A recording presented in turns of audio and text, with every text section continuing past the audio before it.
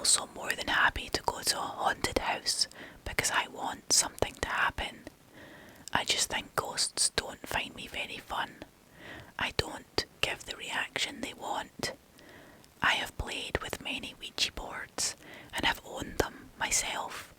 They don't scare me and don't work well if I touch them. For the sake of this story, however, I had not played with any of that stuff or realised just how much none of this actually liked to mess with me. All of these stories on my account are because my friend's house or my friend was super haunted at the time. I would only ever experience these things with her or her brother, never by myself. To set up the scene, I am 10 years old. My best friend at the time said is about 8 and her brother D is 13. My brother J is also about 14 and is best friends with D. They often had congruent sleepovers about the same time I would with C. So to split up the older kids from the younger kids, one group would get the downstairs living room and the other group would get the upstairs. This night it was just me and Zed having a sleepover, so we got to pick where we stayed and we happily chose downstairs. The layout of the house wasn't anything special, but it is worth noting for this story. The front of the house had 2 points of entry, the front door and the garage door. The front door had a large frosted glass pane surrounded by dark wood. A strip of tile made up the walkway from it, passing through a good-sized dining area. Past that, there was a staircase to the left, and the garage door to the right.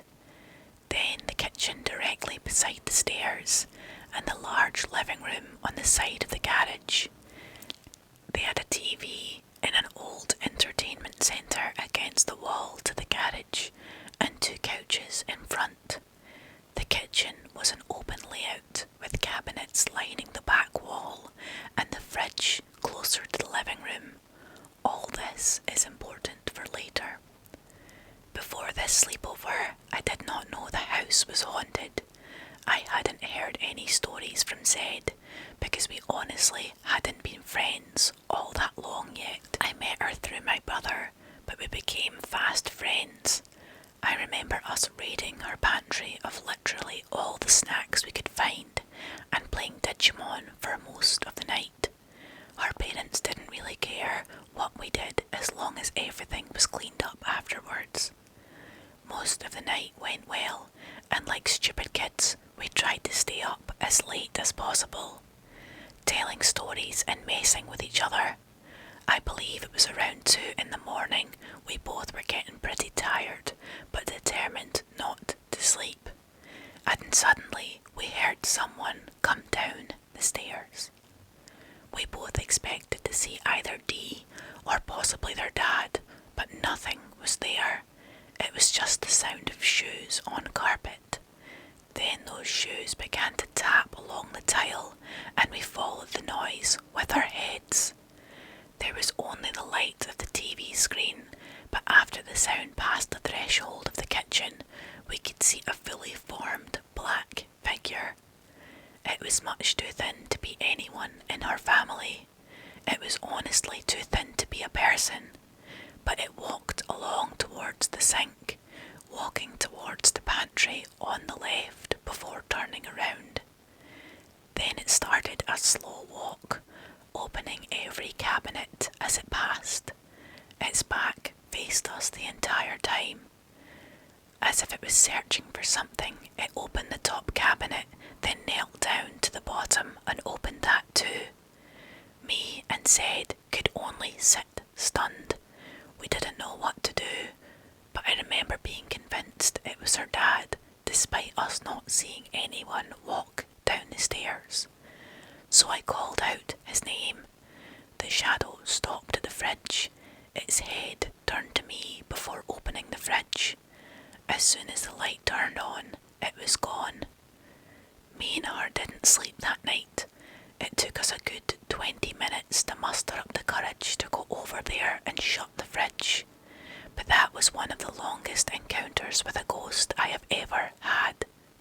It took its time opening everything up. We did almost get in trouble because we didn't want to stick around and close up everything.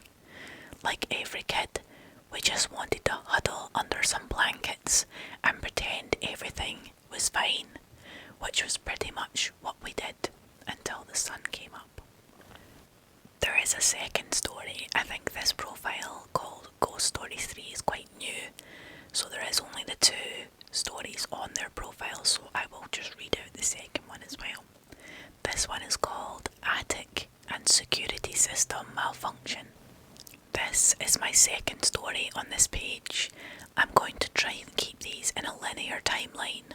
The first story was when I was 10. This one was only 2 years later. I'm 12 now. Same cast. My best friend at the time, age 10, said. Best friend's brother, age 15, D. My older brother, age 16, J. And my brother's friend, age 16, R. By this point, me and Zed have dealt with odd spooky things in our house for almost 2 years together. My brother and D have been friends for even longer than that, and have gotten used to most things as well. Whatever it was would wait until things got quiet before making a noise or moving something in the home. There were no rooms in the house that weren't an issue, so it was just something that you either tried to ignore or something we would mutter about before putting on a movie or a show to distract ourselves. This story has 2 scenes taking place at the exact same time. I'm staying the night with Zed, while my brother D and R are all downstairs celebrating one of their birthdays.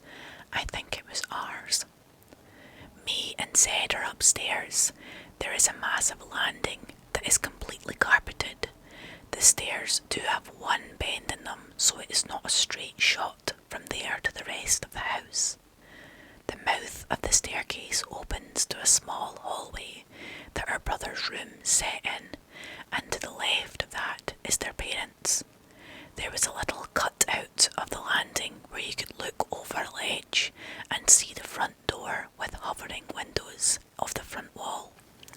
To the left of that was a computer room that everyone in the early 2000s had, having the family computer at a large desk with a few chairs around it. Zed's room was to the left of the odd hallway that held her brother's room. Me and her decided to be annoying and play in the small hallway that led to her brother's room. I don't really remember why we were there, but we were both hugely into art at that time. I do remember that we had taken a stack of our dad's printer paper and placed it to one side, taking a few hardcover books and setting them up with pencils so that we could sit and sketch. We were also the cringy wolf kids that were just obsessed with that animal. We had those badly photoshopped graphic shirts and everything, so that was most likely what we were drawing. Regardless, in that hallway held the entrance to their attic. I am not sure if I ever actually noticed that door until then, but we are laying on our stomachs against the carpet, talking about our new characters when there is a loud thud above our heads.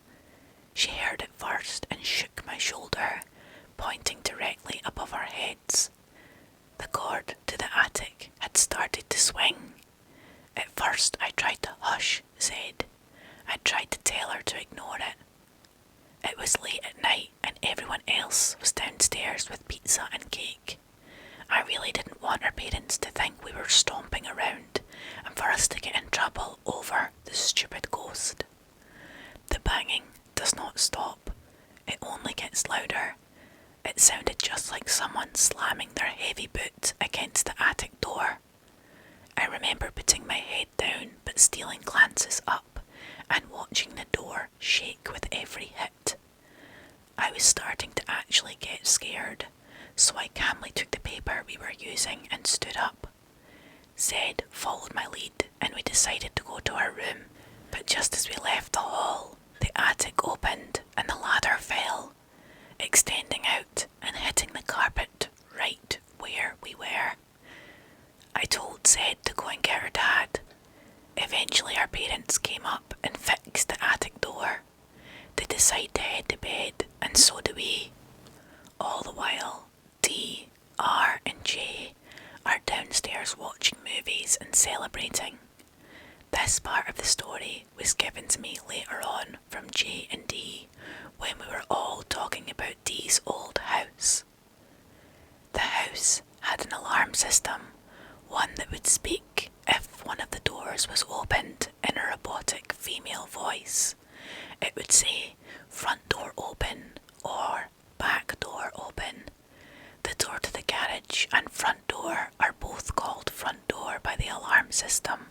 I'm pretty sure this next incident is much later than the attic incident because me and Zed didn't hear the alarm system go off, though it's not very loud. Regardless, they are all on the couch watching some new episode of Bleach most likely, and it's about midnight at the most. Suddenly, the blinds on the back door start to move. That is the first thing that catches their attention. They think it's odd, but it's not the spookiest thing that has ever happened. So of course, they laugh a little and continue watching their show. Then the sound of dog paws scurry across the tile floor. The only dog they owned at the time was a Jack Russell Terrier that did not leave their mother's side. They didn't see the dog, but again, they try to ignore it. The alarm starts going off. Back door open, the alarm system says, but the back door was not open. They think it's odd, but the door didn't open at the time, so it was fine. Front door open. This call is accompanied by the very slow opening of the garage door, and then shutting again. Now they are all a little more on edge, trying not to be panicked. The front door then opens, and the alarm calls out. No one is at either door, and because no one in the family uses the actual front door, it is almost never unlocked. But it is wide open now. I remember my brother looking particularly freaked out when telling this story. From what I was told, after they shut and locked the doors again, they didn't fly back open.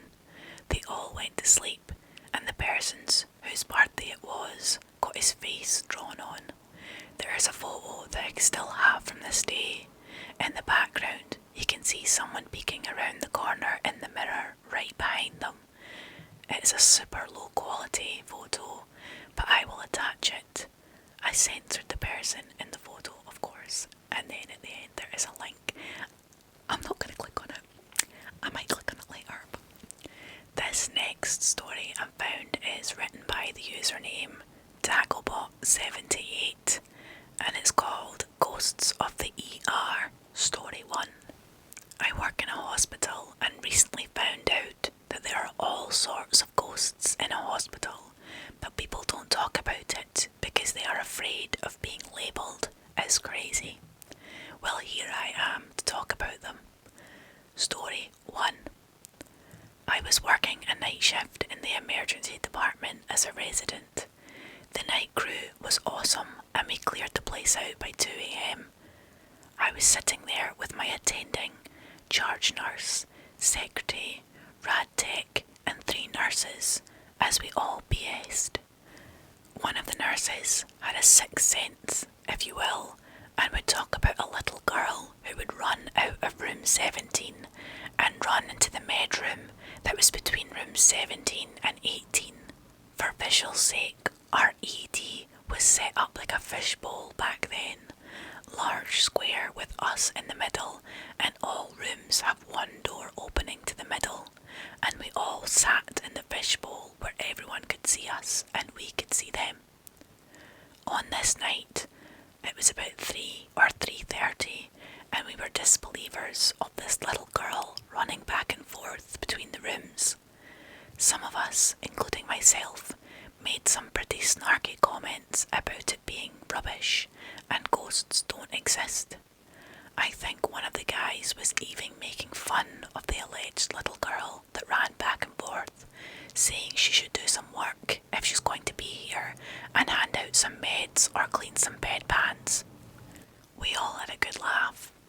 Now, at that time, we are sitting in the fishbowl and are facing rooms 9, 10 and 11, with rooms 17, 18 and 1 behind us.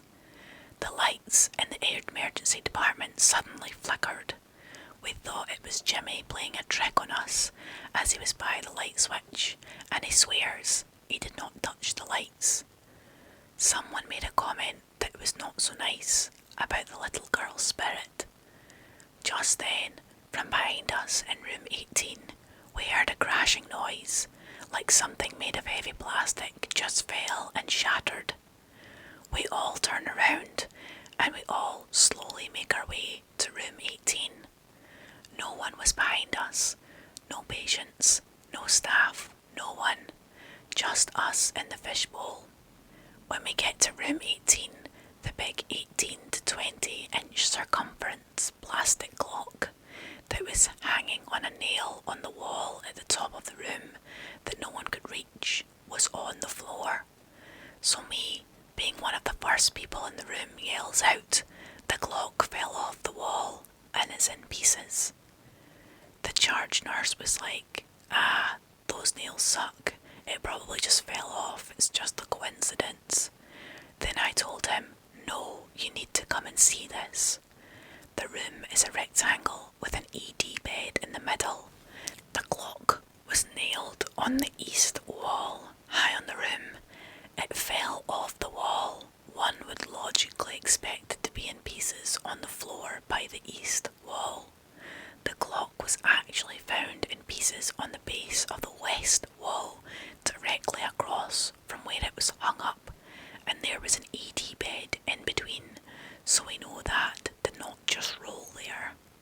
Something had lifted it off the nail and thrown it across the room to the other wall where it was in pieces. That night, we stared and tried to figure out how this clock had gotten over the bed and landed across the room. The final conclusion that everyone agreed on was that it was thrown across the room by the little girl. That sounds creepy. The last one I'll read is a bit of a longer one, called "The Ghost My Friend Unintentionally Passed Down to Me." This is written by Designer Jellyfish 61. I am a person who has more sensitivity to the paranormal world. I used to not be a believer, but as more and more encounters came to me, I began to not deny it altogether. One story, though, will last with me for the rest of my life. My first ever encounter with paranormal activity. For the sake of privacy, we will have the letters resembling the people in the story. The friend who is the main part of the story will be addressed as G, and the second friend in the story will be addressed as J. This story began a few years ago when I was still friends with G and J. J lived in another state, but we would call often, and G lived around the corner from my house and would also hang out with me often. I myself loved to collect things. Not necessarily haunted or creepy things, but merchandise. Around this time, I was about 14 and began to collect plushies that were cute and related to my favourite franchises. My friend G, one night, whilst we were playing Minecraft on the phone, randomly asked, "Hey, I just remembered that I have this Five Nights at Freddy's doll that I have been wanting to get rid of, but don't have the heart to get rid of it. Do you want it?" I was a little confused at first by the question. However, I was excited by the thought of a new doll for my collection, and so I said yes. Before I could ask what time should I pick it up, they hung up the phone and didn't answer any of my callbacks. A few minutes later, I heard a knock at our porch door. The light isn't very good, so all I saw was a doll in the window and a black figure behind it that caused me to scream from sudden shock. I heard G behind the door apologise and say that it was just them, so I opened the door.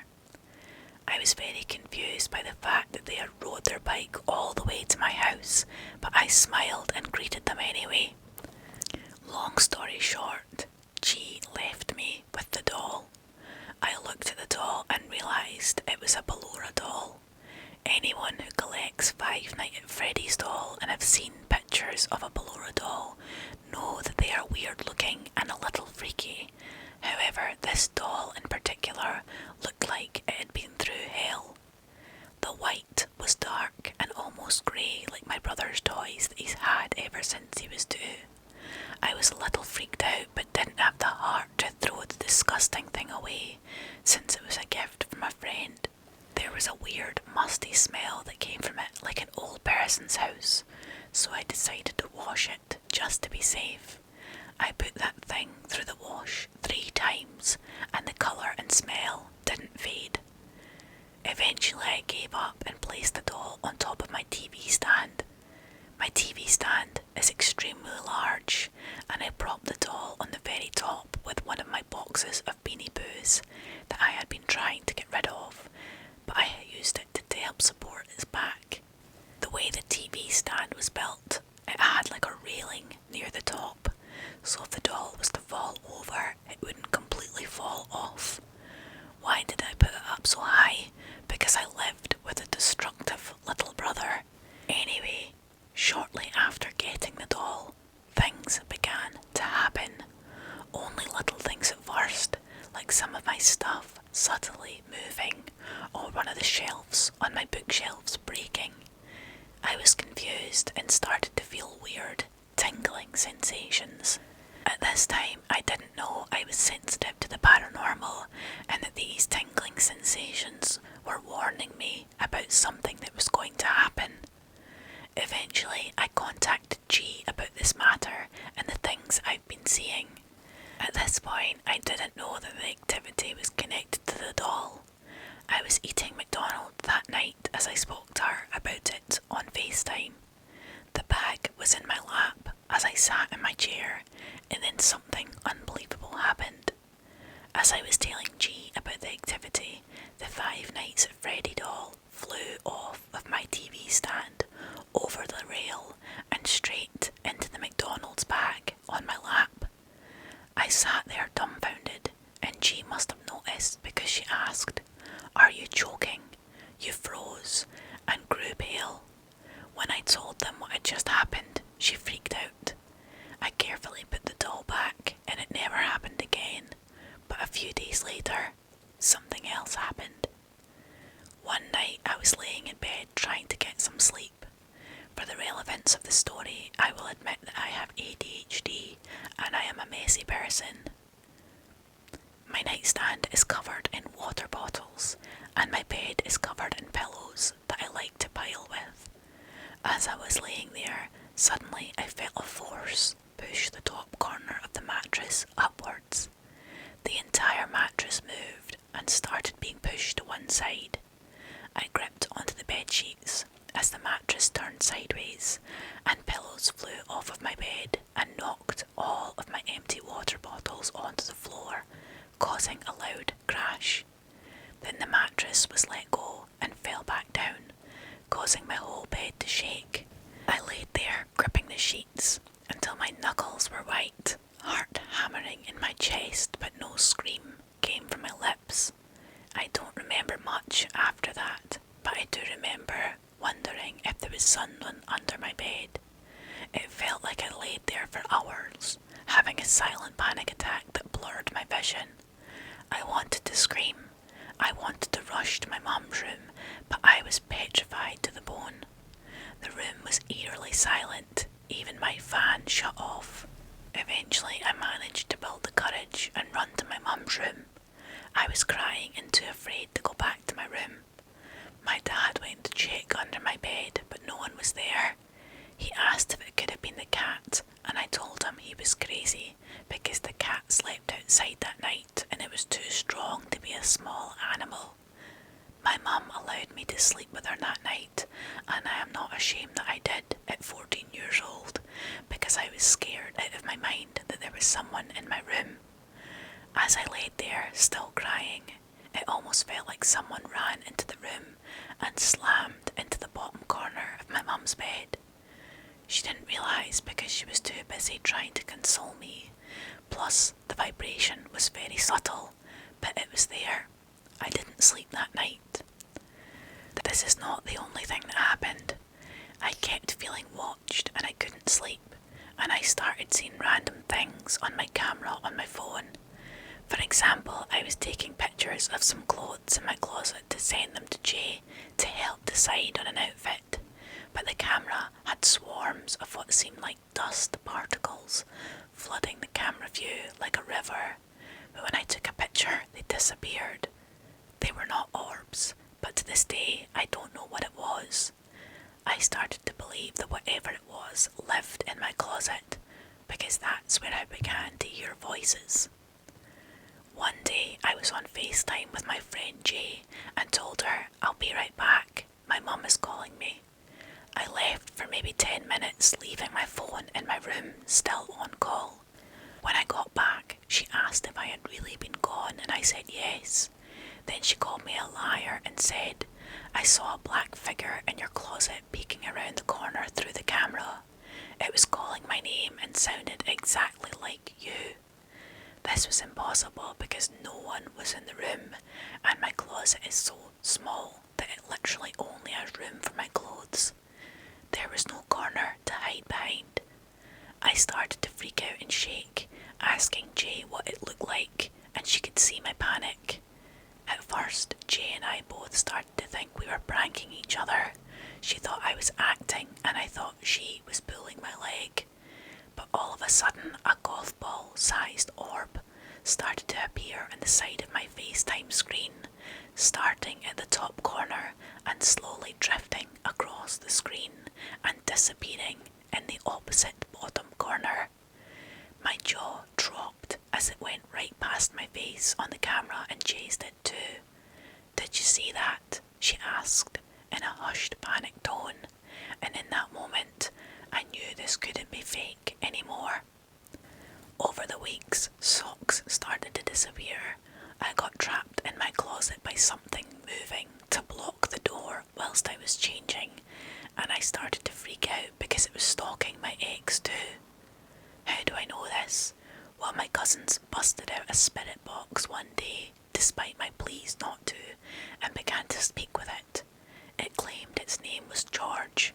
It said my ex's name collects and marbles. I called my ex and asked him if he did, and he said, "How the hell do you know that?" It also said territory and my name. At this point I realised that it only started when the doll arrived, and my mum said to get rid of it.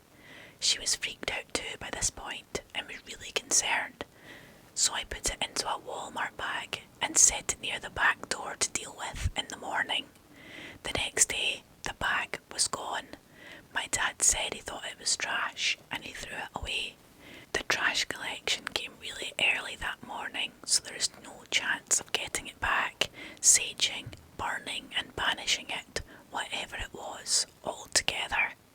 As soon as the doll left me, the haunting stopped. That was creepy. That was really creepy.